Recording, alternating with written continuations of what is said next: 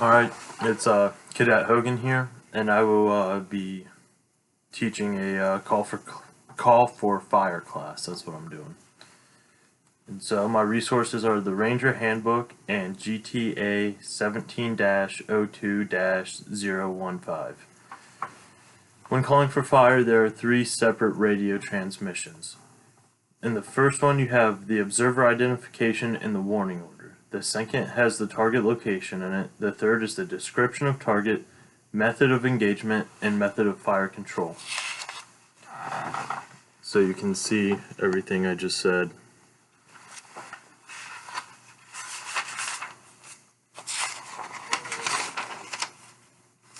So in the first transmission with the warning order, you will start out with your call sign, and so you'll be like, this is Alpha 3, and that's your call sign. And so then you have the type of mission. There are 4 different types of missions. There's a just fire, fire for effect, suppress, and immediate suppression. The difference between suppress and immediate suppression is that suppress is a target that you have already planned to suppress, like in the future, like it was a target you knew needed to be disengaged and kept out of the fight.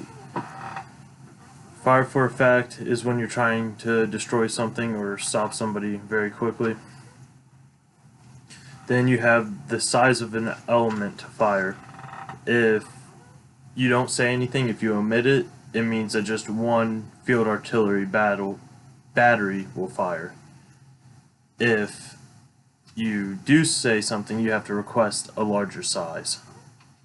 And then the third part of the warning order is the method of target location. You can use grid, polar, and shift from known point. So with grid, you don't have to announce it, they'll just assume you're using grid. If you're going to use a polar plot, you have to announce polar. I'll go more in depth to this a little later. And then shift from known point means that there was a known point that you were going to shift from, maybe off of that point or even to another point.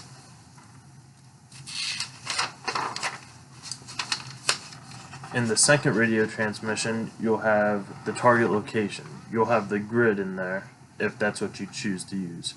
And if you do that, it's like a basic grid, like a 6-digit grid, and so it'd be like BL302412. My bad. I should have said Bravo Lima 302412. Polar. So if you're going to use a polar plot, that's the distance and direction from you, the observer, to the target. So you'll be like 30 meters east, 800 meters out. Then the other option you have is shift. So if you're shifting to a different point that's not pre-marked, you start with the lateral shift, which is left or right in meters from the current known point. Then, so you might say 30 meters left. Then you go to the range shift, which is add or drop. So if you need to go further from that last point or closer than that last point, so you say add 80 meters to that from that last known point that you were going to fire on. Then you have the vertical shift, which is up and down. It goes with terrain. If it's more than 35 meters, you need to signify that there is a change in elevation. And then in the last transmission, you have the description of target, the method of engagement, method of fire, and control. And so you start with the target description, and so it's just a word picture of the description, what you're seeing. Maybe you're seeing 2 tanks, maybe you're seeing a company size element, I don't know. And then you have the method of engagement. There's 2 different types of engagement. There's area fire, which is standard without request, and then there's precision fire, which is used only with destruction or registration missions. So if you're using precision fire, it's most likely known that you're already going to be trying to destroy a certain thing, like a building or something that could help the enemy out. A building, a bridge, a road. That's when you would use precision fire. And then you have danger close, which that's when applicable. You don't always have to say it. If it's not danger close, don't say it. You don't need to. And then there's the trajectory. You can pick two different types of trajectory. There's low angle, which is standard. You don't have to request that. Then there's high angle. In high angle, you have to request because the observer wants it. Maybe you want it. Maybe you need it. Or when it's required due to masking, maybe you need a high angle because maybe they're on the other side of a big hill, so that if you just said their location, the way these things fly, it would just hit the top of the hill or the wrong side of the hill. You're trying to get it up over that hill. That's why you need the high angle. And then you have the ammunition.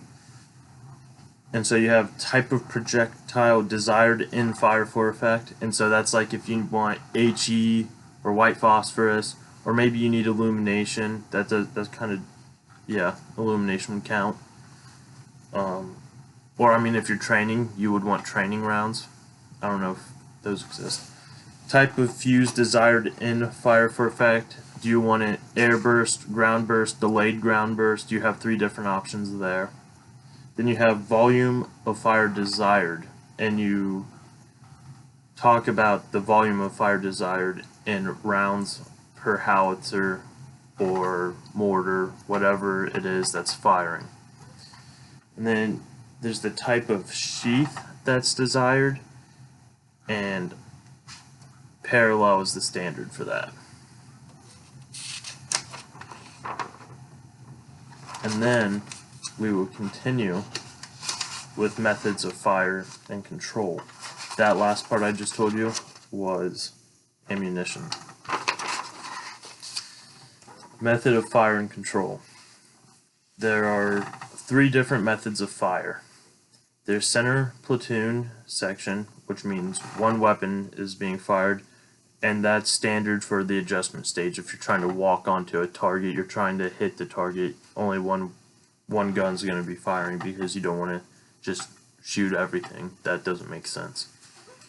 Then there's battery platoon right or left, and that is when you have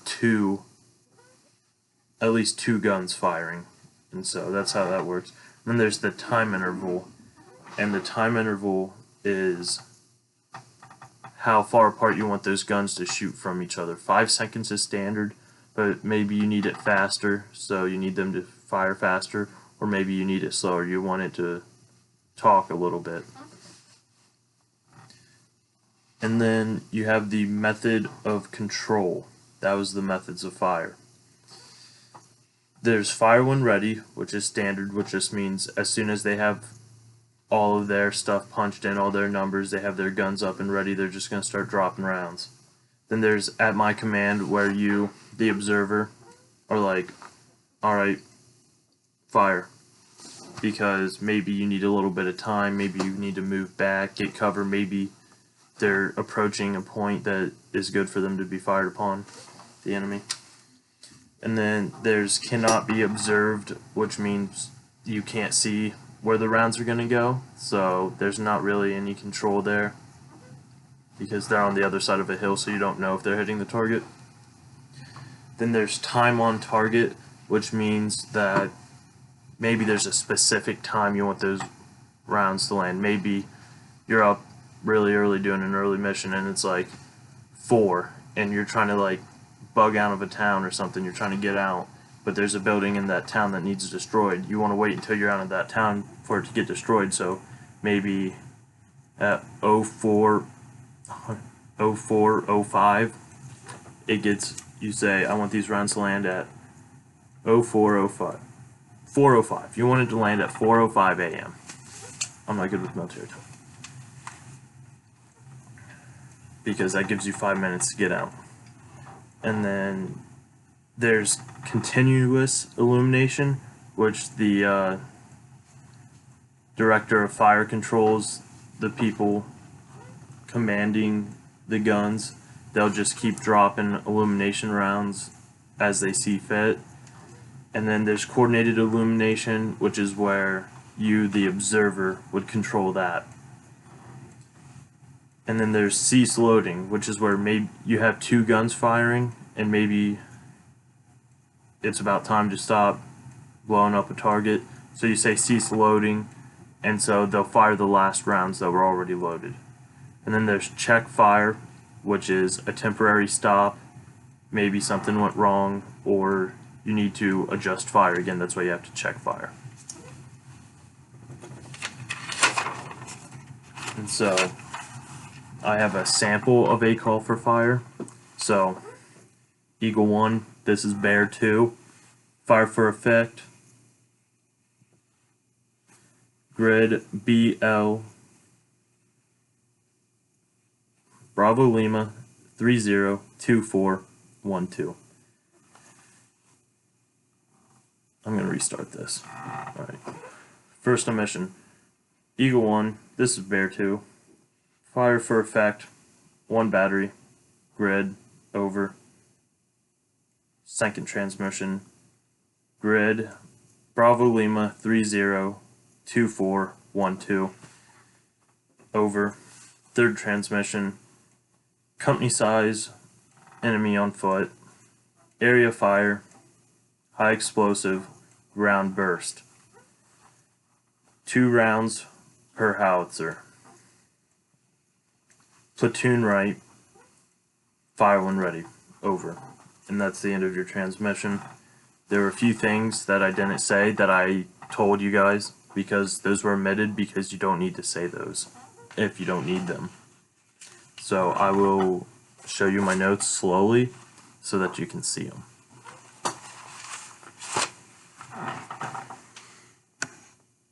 That's first page, call for fire. We've got second page, warning order.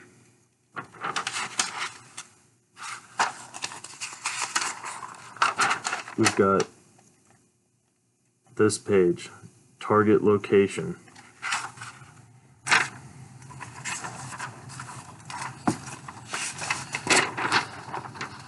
Then we have the third transmission page.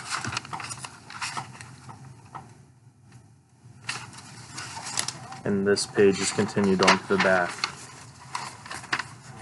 There it is, continued. That way you can see these things so you can write them down if you need to. And then here's my sample call. You'll see where my dashes are. That's because I omitted that stuff because I didn't need to say it. So that was my call for fire class. Resources, once again, Ranger Handbook and GTA 1702015 right there. Thank you.